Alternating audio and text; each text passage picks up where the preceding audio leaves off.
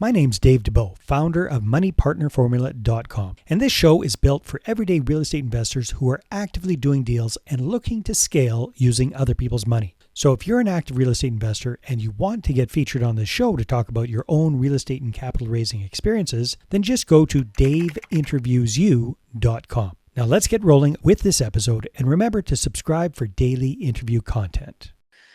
Welcome back, everybody. Here we are with our special guest zooming in from South Florida, right around Miami and Aventura. We've got Mr. Eitan Holder. Eitan is a very accomplished real estate entrepreneur. He's working with a group of fellow investors, and they're doing a lot of interesting stuff in the commercial space, not just one commercial asset or the other, but a wide variety. And they've built up quite a bit of a portfolio and a track record so far. So, Eitan, welcome to the call. Great to have you. Thank you, Dave. Thank you very much for having me, and good job on pronouncing my name. Well, I only had to ask you 3 times, so there we go. 99% of the people that I talk to get it wrong, but I always say it's like the letter A and the number 10. Yeah. And holder is just easy, like holding stuff. Yeah. Yeah. So, Eitan, to get started with, why don't you tell us a little bit about your real estate investing company? What does the portfolio look like as we're doing this recording towards the end of 2024? What do you guys have in the portfolio? How many units, or how do you kind of keep track of what that looks like? And let's get started there. So what does your portfolio look like? Sure. So I currently am the managing partner. I run the acquisitions for a private equity firm. We actively own and manage 200,000 square feet of small bay industrial. And we've been passively invested in other asset types and other properties, but for the most part, we're GPs on 200,000 square feet. And I'm more excited on the things that are coming in the future and that are currently in the pipeline. Yeah. We're focusing mostly on multi-tenant, either industrial or strip malls. So it's either small bay industrial or Is strip that, is mall. that the same as like flex industrial? Is that the same idea? It's flex. Okay, very good. Shallow bay. There are people that call it multi-tenant industrial or small bay, shallow bay. I call it tenants between 1,000 to 3,000 square feet, with preferably less than 30% of the unit that is dedicated to space. To office? To office. Yeah. To office space. Got it. So Got it. office, we like it that it's less than 30%. So is that what the 200,000 square feet is primarily made of, that you guys are or GPs on? Is that kind of property that we're talking about? Yeah, it's Yeah. small bay industrial. It's Yeah. comprised out of about 7, 8 buildings, Mm-hmm. and some of the buildings are in the Broward County, and most of the portfolio is in Volusia County, which is the northeast of Florida. Okay, so most of these are in Florida, in the northeastern part of the state. Yeah. Cool. And now we're actively looking to purchase more properties in the Tampa area. We have some in the pipeline in Orlando, and maybe in the near future in the Panhandle, and hopefully in Atlanta, Georgia. So all fairly close to home. Now, maybe give us the big picture overview. Why are you guys so bullish on this particular investment class? Well, first of all, we see a huge demand. They're very easy to lease. We don't have too many headaches with the TIs, especially in the industrial side. Sorry, define what TIs mean for everybody that's It, not familiar with that. tenant improvement. Before we bring a new tenant, usually in the retail side, you have to invest a lot Oh, of yeah. money to attract them. Yeah. So imagine a blank space that a tenant can see it. It doesn't have to be pretty. Yeah. As long Because as it's it's close to industrial, for crying out loud. They're looking for a little bit of space for office stuff and a lot of warehouse space for their stuff, vehicles, supplies, whatever, I'm guessing, right?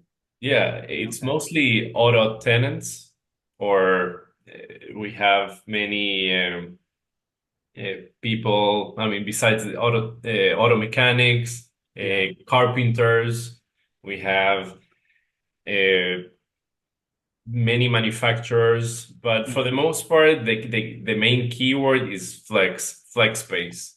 They Yeah. can see a vacant space and they can just imagine where the office is going to be, and they take care of most of it.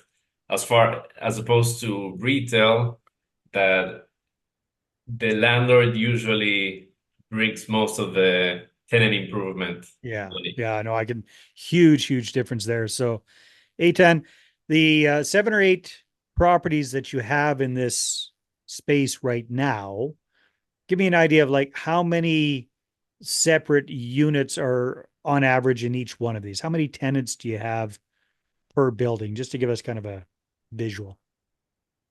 Uh, so it depends on the size. Yeah, of Some course. buildings are 50,000 square feet, some buildings are 20,000 square feet. Um, So but like a 20,000 square foot building, how many tenants would that have typically? Maybe 10? about 10. About 10. So maybe one on average of about 2,000 square feet per tenant. Exactly. That's Okay. the sweet spot to find Right. those tenants between 1,000 to 3,000 square feet. Hmm. Um, we like to see roll-up doors in the front and in the back, but that's for the industrial. Very Yeah. easy, close to a highway. I like to see great accessibility for 53 footers. They don't Yeah. need to have that much visibility as Yeah. far They're as they're they're they're not looking for walk-in traffic, so to speak. They're just a place to do business from, and they're typically going out and doing their work on site somewhere else, or they don't need to have clients coming to them so much. exactly. Yeah. Okay, Uh, so I'm hearing lots of demand for this. You don't have too many headaches with tenant improvements, T&I. What else do you like about this kind of flex industrial or shallow bay? it's mostly the demand that we saw in the recent years, Yeah. especially in Florida. I actually came from the multifamily background. Yeah. Well, I first started as an accountant, then I began my journey as a GP, but I am very asset agnostic. I go where the demand goes, and I Mhm. saw the demand in industrial, and I also networked with a lot of GPs and other investors in the industrial side, and the numbers made sense. Mhm. And when I say the numbers made sense, to me, I'm very specific on the numbers. When I reach a certain average cash on cash throughout a 5 to 7 year hold period, or a certain IRR, Mhm. then to me it clicks. Um, Also, we're Yeah, looking so at so you bring that number crunching skill set to the table, and you also come from multifamily, so you can really understand the business of real estate investing. Now, coming from that, so there's the demand side of things, less tenant improvements. What do you like more about these kind of flex industrial compared to your experience with multifamily real estate investing? Well, it, it's mostly the demand because I do love the demand in multifamily, but we still see a decent pricing in the markets that we're after or in the Eh, sub markets in industrial, you see decent pricing in there. industrial. Yeah, got it. I can talk hours about retail as well, as we most of the properties that we have under contract or in the pipeline are retail. So I did mention that you don't have to deal with the headaches of too much TI or vacancy Right. or vacancy time. So when a tenant leaves an industrial warehouse, you can you can fill it up within 3 months. Hmm. That's the vacancy time that we plug in the underwriting for industrial. For retail is different. Yeah, for sure. So are you doing a lot of retail stuff as well? Is that what I'm understanding? Yes, that's where we have most of the stuff in the pipeline. Oh, okay. And what I like is that we can come up with a leasing strategy before we close. So yes, you do have to put more TIs and you have more time of vacancy Yeah. uh, in the holding period, but you bring more certainty to the table, depends on the tenant rep connections that you have. So if let's So, say, so kind of walk me through this, Eitan, if you would. So when you're talking about, uh, you said retail, right? When you're talking about retail, paint a picture for me. What kind of retail are we looking? You're talking about malls, strip malls, standalone properties. What kind of tenants? Just give me an idea of what you're talking about. sure, I'm mostly talking about two types of retail. Okay. Strip malls, or I call them unanchored centers, Mhm. or grocery anchored centers. Hmm. I like both. And they Okay. each bring a risk profile, a different risk profile. But for the most part, when I look at a property, well, sorry, when a GP or a sponsor looks at a retail center, they have different connections. They have different relationships with leasing brokers or with tenant reps. So the potential upside that I see in a deal might be different to a different GP. So when I look at a deal, I have a close connection with an entertainment-based business that I know that they would lease a 30,000 square feet unit with X amount of um, people within a 5 mile radius, and let's say X amount of household income within Yeah. the also 5 mile radius. So you've got an anchor tenant, so to speak, already looking for these kind of opportunities.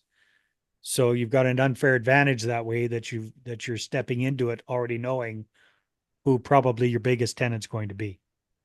Right. So Makes I'll sense. I'll share some hypothetical Yeah. ish scenario. So let's say I find a deal with a 30,000 square feet vacancy. Mm-hmm. The owner is in a distress mode. He wants to sell really quick, and but he's only willing to sell at a certain price. To me, it's a going in cap rate of, let's say, 7%. Yeah. That is it might be not so attractive to some investors, but me having a tenant in place that I know that I can place within really the first couple of months of within after acquisition, I know Yeah. that I can get that 7 cap rate to a 10% cap rate within less than 12 months. So that to me is Yeah. excellent. That's a So big different, yeah. advantage. So a different sponsor, it might be a 7%, and maybe if he plugs market rents and just assumes market rate vacancy time and takes the rate from CoStar or LoopNet, Mm-hmm. I don't know, he might get to an 8% in 4 years or so. Mm. So it all depends on the connections. You have to leverage your connections all the time. Yeah, no, that makes a lot of sense. So where do you see things going for you over the next 12 to 18 months? Ethan? That's a good question. I think it's going to be in the same game that I've been trying to pursue, the Yeah. pursuit of a track record. That's my goal, to have the most track record and to gain experience and to start tackling bigger projects in many other states, to Mm. keep growing and playing this monopoly game Yeah. until I die. I love this game, and but that's my goal, to I just would imagine it's much more fun crunching the numbers for yourself and your investors than being an accountant as an employee. mm, yeah. Even when I remember I was an accountant at a REIT a, Yeah. a company called Phillips Edison and Company. They own a lot of grocery anchored centers. I remember the acquisition people and the acquisition guys in the acquisition team told me, just don't tell the accountants how it's done. Just keep it between us. But once you connect the dots between the numbers and the acquisitions, it's a very fun game. It's a very fun game to play. Excellent. Excellent, Eitan. So if people are listening to this and they'd like to connect with you and find out more about what you're up to, where should they go? Where's the best place to connect with you online? The best way to connect with me is LinkedIn.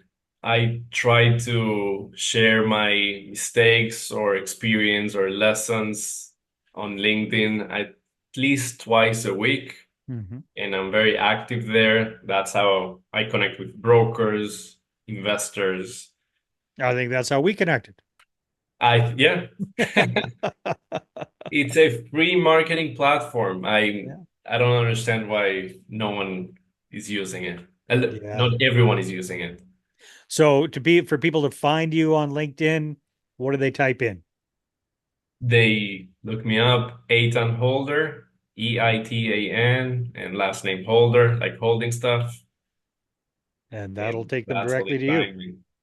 Yeah. Awesome, Eitan. Well, thank you very much for kind of walking us through what you're up to with both flex industrial as well as retail, kind of what your secret sauce is there. That makes a lot of sense because a lot of people are kind of gun shy when it comes to retail, but if you've got a what's called an ace up your sleeve where you've got a ready-made tenant to plug into a 30,000 square foot part of a strip mall, that makes it a lot more attractive, that's for sure. Well, it's all about bringing comfort and certainty to the investors. Yeah. And by giving them this warm and fuzzy feeling, you do it by bringing accurate numbers, or at least to bring the least amount of speculative numbers Yeah. and a good strategy that you sound confident in. That's how you raise money. That's how you get deals done. That's how you create the best JV partners, just by knowing what you're doing. Also, as far as like the underwriting process, I think the golden nugget is to connect with leasing brokers. They know the area, they know the right rates for everything. Also, mortgage brokers, insurance brokers, and that's how you create the best underwriting, and that's how you bring certainty to the table. At the end of the day, certainty is the most valuable thing that you can bring to partners. Yeah, very well said. Well, Eitan, thank you very much for being on the show. This has been a lot of fun. Thank you very much, Dave. I All appreciate right. it. All right, everybody, take care. We'll see you on the next one. Hey there, I really hope you enjoyed that episode. And as always, if you want to listen to more daily interview content, make sure you subscribe. And if you're an active real estate investor and you're doing deals and you'd like to get featured on this show, then just head over to daveinterviewyou.com. Now, at moneypartnerformula.com, we help real estate investors to create a process for predictably getting capital so they can do more deals without relying on hard money lenders or the banks. We do this by building them a private capital marketing system. Now, if you want help turning yourself into a big money capital attraction machine, then book a call with our team to see how we can help. Just visit moneypartnerformula.com to find out more. All right, take care, and we'll see you on the next interview.